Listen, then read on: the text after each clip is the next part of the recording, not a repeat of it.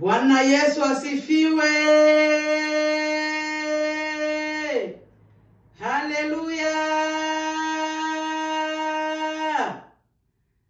Ninakushukuru Mungu Baba, wewe ambaye uliumba mbingu na dunia. Ninasema aksanti kwa kunilamusha, aksanti kwa kunipatia nguvu, aksanti kwa kunionyesha mapambazuko ya asubuhi. Ninasema jina lako libarikiwe, jina lako liimidiwe.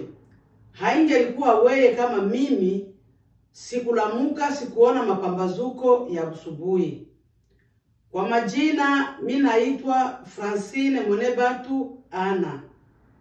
Mimi pia ni mhubiri mubahubiri benye banakuwaka banatangaza neno la Mungu dunia yote mzima. Bwana Yesu atusaidie sana.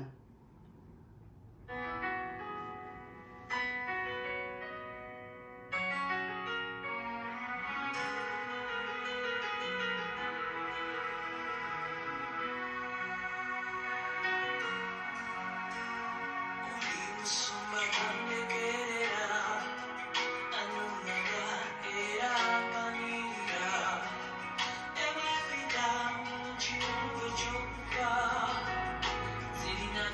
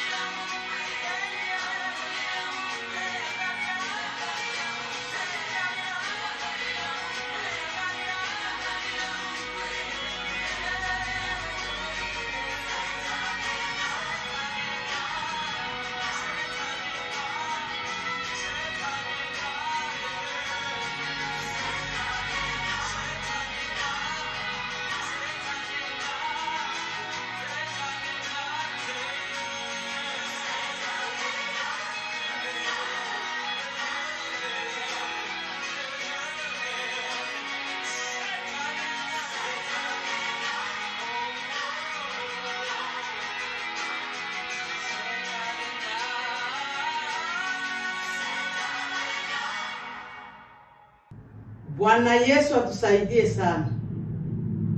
Tusome kitabu cha Waebrania. Waebrania 11 mstari wake wa kwanza. Tusikie neno yenye Mungu alituandalia sisi watoto wake. Waebrania 11 mstari wake wa kwanza inasema hivi. Tusome kwa jina la Yesu Kristo. Basi imani ni kuwa na uhakika ya mambo yatarajiwayo na mambo yasiyoonekana. Bwana Yesu atusaidie sana.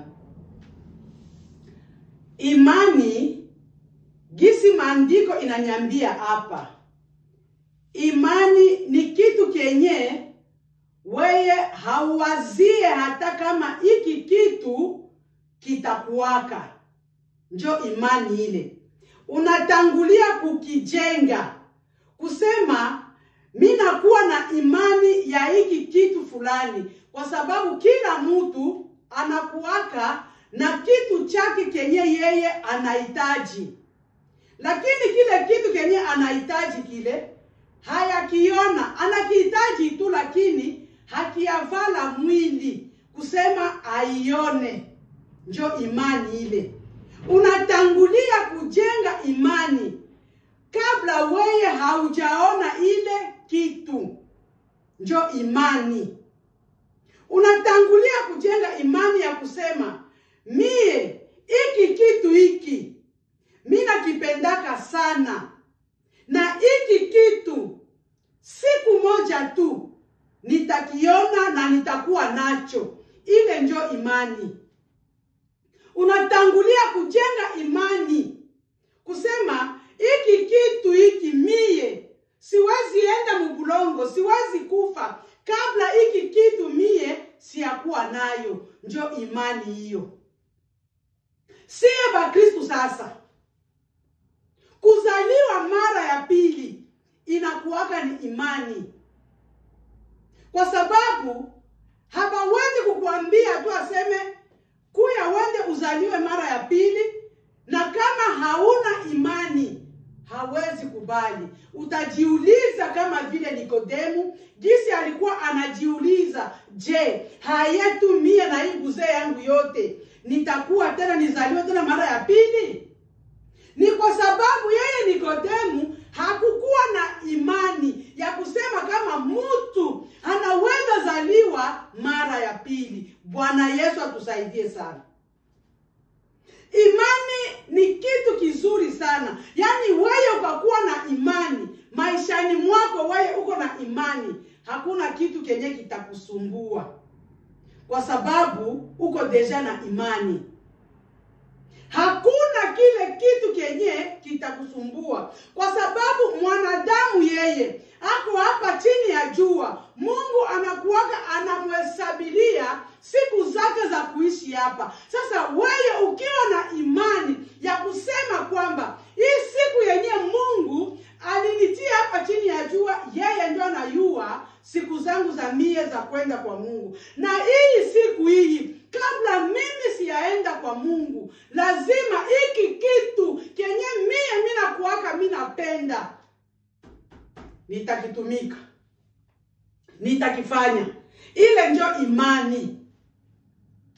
Siye Bakristu siye, tunapokiri tu Yesu Kristo kuwa Bwana na Mwokozi wa maisha, tayari tumeamini, tumekuwa na imani.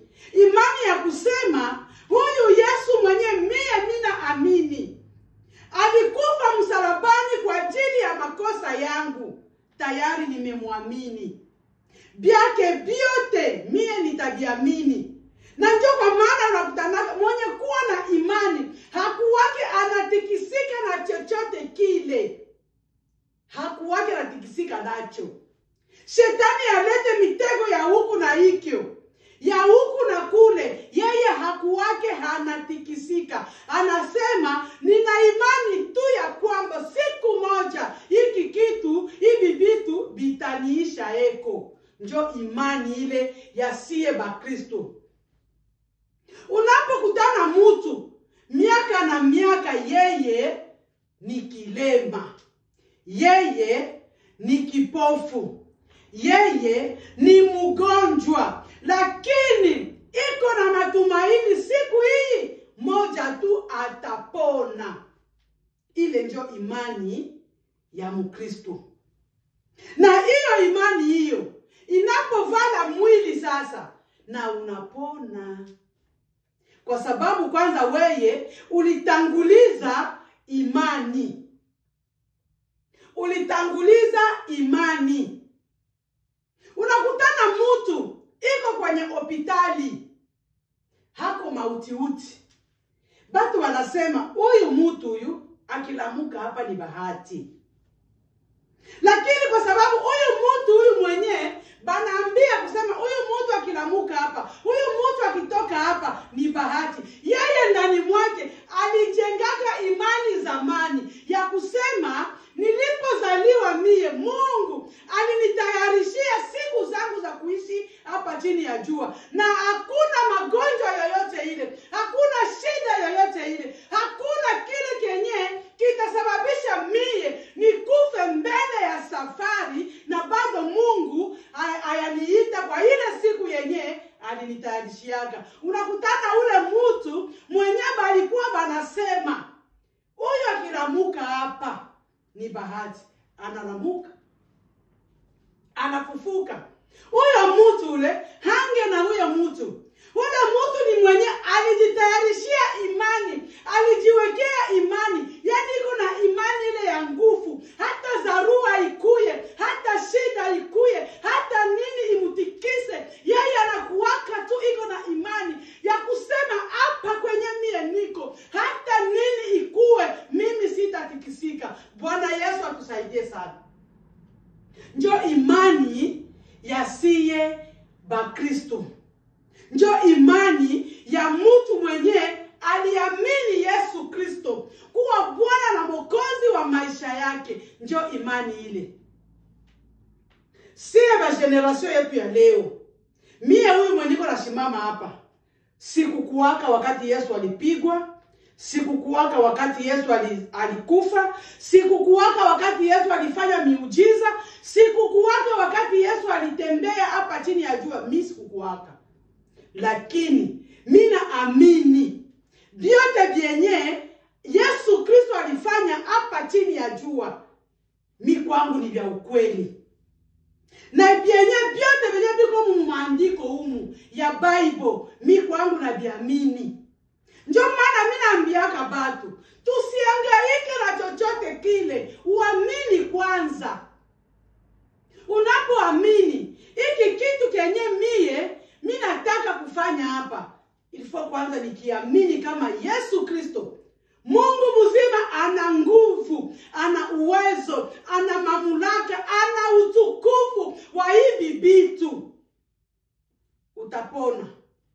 Vyako vyote venye ulikuwa na mashaka nayo kitatimilika. Lakini unapoenda kwa mtu fulani hakuombeye, nahitaji maombi, munisaidie kwa maombi, wewe mwenyewe kwanza hauna imani, ile maombi utachokesha tu wale batu wenye bako bana kusaidia kwa maombi. Ilifo kwanza na weye uwe na imani ya kweli, kama vile huyu kipofu. Huyu kipofu mkitabu cha Marko 10:46 unashuka mpaka 52. Huyu kipofu alikuwa na imani. Banduku, hakuna shida hapa chini ya jua, hakuna matatizo hapa chini ya jua kama kipofu. Unaweza kuwa weye ni kilema, unaweza kuwa weye uko na shida moya ya hatari, lakini kipofu, banduku, ule mtu kamuona kweli, roho wa Mungu akuzungumuze. Roho wa Mungu akuzungumuze, saidia huyu kipofu. Kipofu yeye anaweza shinda pale kuyua pale, haone mtu, anasumbuka, hana kya kufanya. Unaweza kuya we mtu mbaya, ulinakamata franga yake unabeba. Unaweza kuya we mtu mwenye hauna dhamiri safi, unamfanyia kitendo yenye haiwezekani na yeye hawezi akaona. Kwa sababu ya nini? Ni kipofu. Lakini huyu kipofu huyu, kwa sababu alikuwa na imani ndani mwake, siku moja tu, mie nitapona na mie nitaona kama vile wengine. Ile siku Yesu iko anatembea, anasikia, huyu ni nani? Huyu ni Yesu mwana wa Nazareti. Oh, Yesu alilalamika. Ona sasa, batu babaya wakaanza kumkataza, acha kula. Lakini alikuwa na imani ya kusema, leo hii mimi nakutanana na Yesu Kristo, Mungu mzima, Baba wa milele. Leo niko napona. Na ile siku akapata uponyaji. Yesu Kristo akamwambia, imani yako inakuponya. Banduku, kila kitu ni imani. Kila kitu ni imani. Unapokuwa na imani, lazima kila kitu chako chote kiende kwa usalama. Usipokuwa na imani, vitu vyako habita endelea. Unakutana batu ni wagonjwa kweli, miaka na miaka wanagonjwa na wakufi. Balikuwa na imani tayari ya kusema, mie siku moja nitapona. Kwa sababu wanadamu hapa chini ya jua anahesabiwa siku na Mungu. Na ile siku ya yenyewe anahesabiwa na Mungu, Mungu anamwambia, ishi hapa kwa amani, usiishi hapa kwa shida. Lakini shetani yeye hakuwake anakubali vile. Njoo unakoko nakutana, analeta magonjwa ya huku na huku, analeta mashida ya huku na huku, analeta maaksida ya huku na huku. Kwa sababu ya nini? Anayua huyu mwanadamu anahesabiliwa siku hapa chini ya jua. Lakini sasa kama weye uko na ile imani ya kusema, mie hakuna kitu kenye kitanitikisa, mimi ni msingi iliyokuwa imara mbele ya Yesu Kristo, hautaenda popote. Kwanza kiajabu wataanza sema, we ndio mlozi. Ndio kiajabu sasa hicho. Ukishawashinda kabisa kwa hii misingi yako ya imani, batakuita we ndio mlozi, batakuita we ndio mwenye shida. Utakuwa na majina za mingi tu zenye hauijua, wanakupanga tu, kwa sababu imani yako wewe inakushimamisha fasi moja, hauyumbe nayo. Unaona, bakusema baseme, bakufanya hivi bafanya hivi, bakufanya mabulozi yao na vingine vyabo bafanye tu. Lakini wewe uko pale katika imani yako. Bwana Yesu atusaidie sana. Imani pia bila matendo inakufa. Ni kazi bure wapendwa. Imani bila matendo inakufa, ni kazi bure. Yakobo 2:14 inasema hivi: ndugu zangu, yafaa nini mtu akisema ya kwamba anayo imani, lakini hana matendo? Je, imani yaweza kumwokoa? Yakobo anauliza watu. Anatuuliza shie wenye tunakuwaka na imani. Sasa anatuuliza, hiyo imani yako bila matendo eske itakuokoa? Yakobo anatuuliza. Anauliza kila wote mwenye kuwa na imani. Maana yake inamaanisha kusema kama wewe uko na imani na matendo pia nayo uwe nayo, kwa sababu ni vitu mbili vinashindikizana. Ni kama vile nguo na mwili. Bwana Yesu atusaidie sana. Hawezi sema mie niko na imani lakini matendo yako haioneshe ile imani, ile imani yako inakufa. Ile imani yako haijulikane mbele ya Mungu. Unapaswa kuwa na imani na unapaswa kuwa pia na matendo. Ni vitu mbili vinabebana. Usipokuwa na imani na una matendo, wewe ni bure. Hautasema seme uko na imani na tena hauna matendo. Ilifo na kuwa na vyote viwili. Usipokuwa na imani na usipokuwa na matendo. Hautasema sema uko na matendo na hauna imani. Hautasema sema uko na imani na hauna matendo. Maandiko yanakataa. Tusome 15 nayo kisha natuambia. Ikawa ndugu yako mwanaume au mwanamke hawana chochote kile, wanapungukiwa na kitu, wanapungukiwa na kila kitu, hawana nguo, hawana maisha, na wewe unasema ya kwamba mie niko na imani, na tunashindwa kusaidia hawa wenyewe.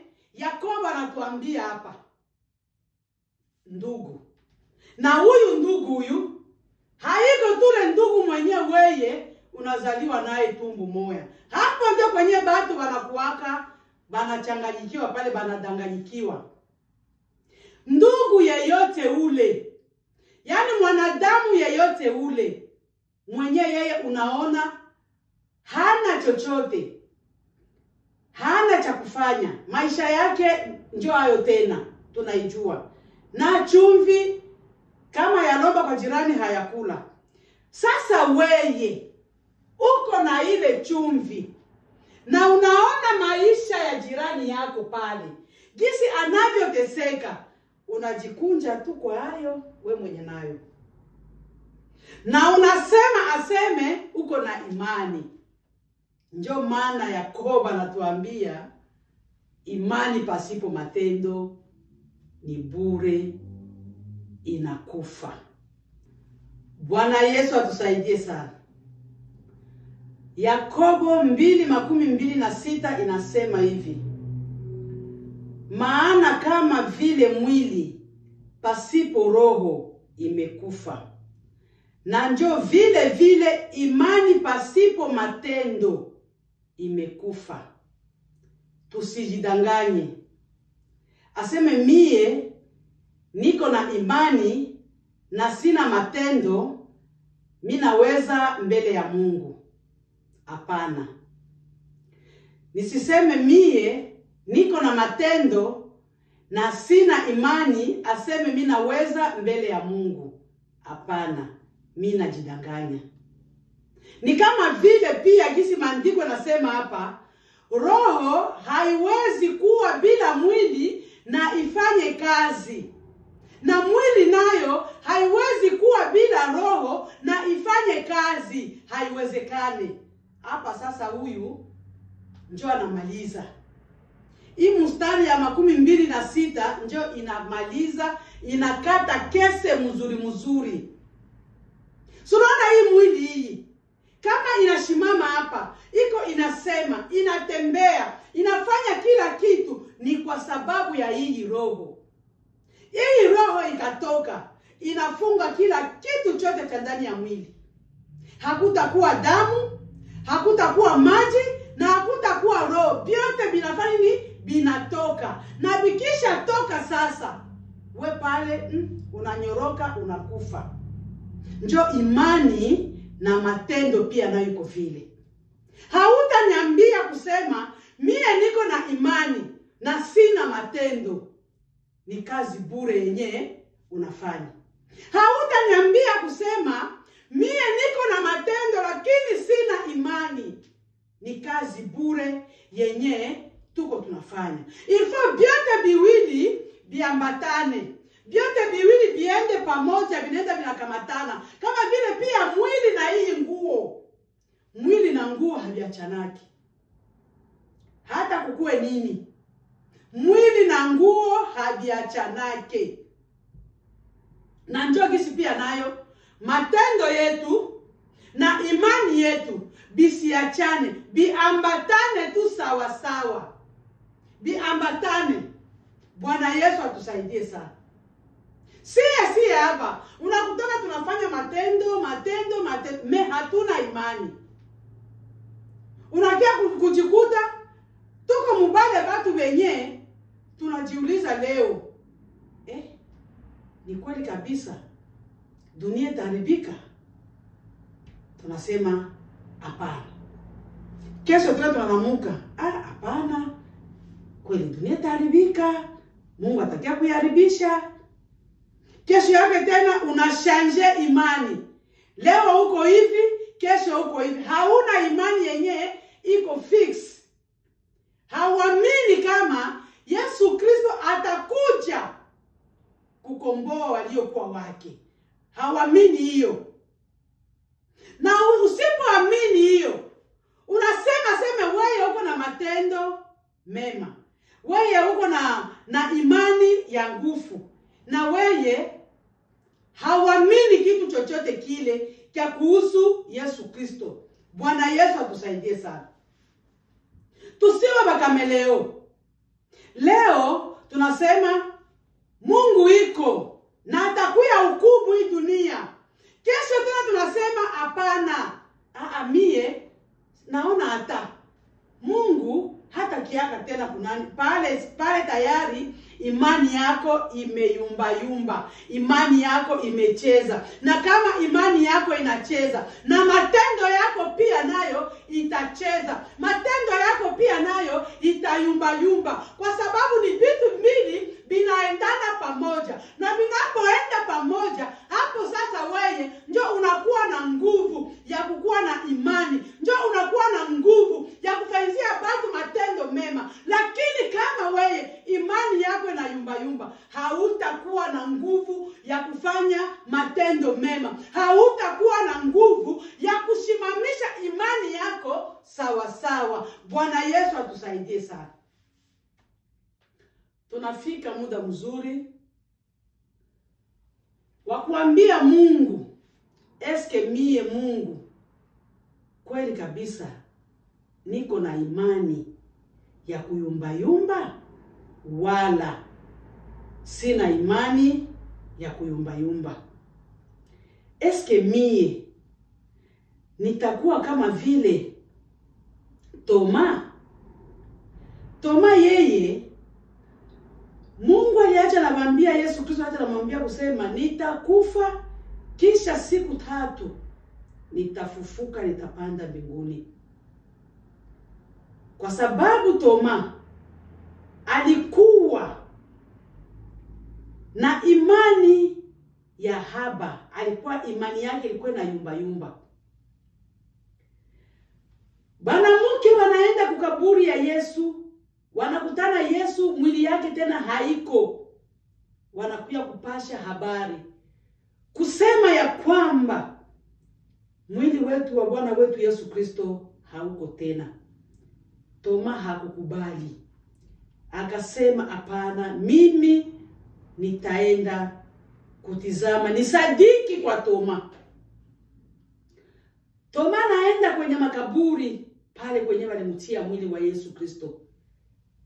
Anasadiki ye mwenyewe, anagusagusa, anapapasa ile nguo pale, anakutana Yesu Kristo haiko.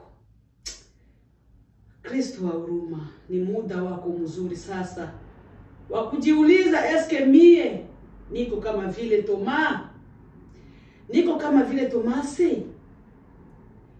Imani yangu inayumba?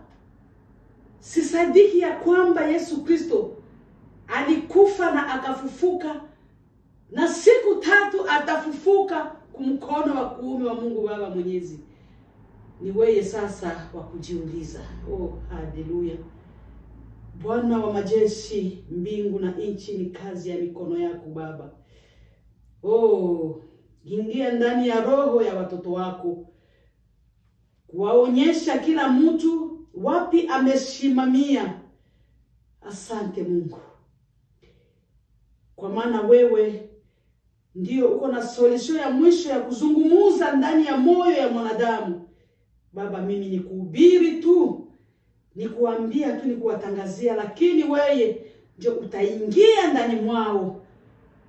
Na kuambia changer, mtu apashe kuwa changer kulere, kuwa na imani yenye kuwa fix. Usiwe imani leo unasema hiki, kesho unasema hiki. Baba, ingia ndani ya roho ya wale watoto wako. Baba, ninasema asante, kwa maana wewe ni Bwana wa mabwana. Katika jina la Yesu Kristo wa Nazareti, ninawaombea wote. Baba, asante Kristo wa huruma. Haleluya. Kwa hiyo tunafikia mwisho wa somo letu. Baba, asante. Wote ambao wamenitizama waende na amani ya Yesu Kristo. Katika jina la Yesu Kristo wa Nazareti. Asante Yesu Kristo. Amena.